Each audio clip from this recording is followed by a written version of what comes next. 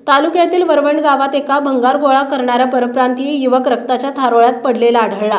डोक्यात सिमेंट वीट घालून त्याचा निर्दयीपणे खून करण्यात आला होता।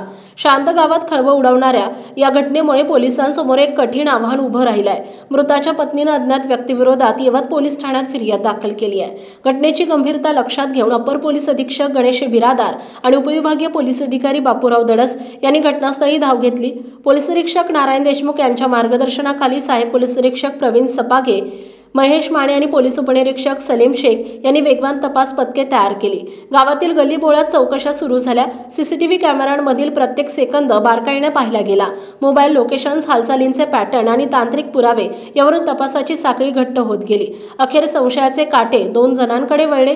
पोलीस पथकाने अचूक सापळा रचत विनोद उर्फ नंदू आणि गणेश उर्फ अक्षय उमटे यांना जेरबंद केलाय। ही कारवाई पोलीस अधीक्षक संदीप सिंह गिल, अपर पोलीस अधीक्षक गणेश बिरादार, उपविभागीय पोलीस अधिकारी बापूराव दडस, स्थानिक गुन्हे शाखा प्रमुख पोलीस निरीक्षक अविनाश शिळीमकर यांच्या मार्गदर्शनाखाली झाली। सहाय्यक फौजदार, पोलीस हवालदार आणि स्थानिक गुन्हे शाखेचे जवान यांनी पाठपुरावा करून आरोपींना पकडले। पुढील तपास पोलीस उपनिरीक्षक सलीम शेख करत आहेत।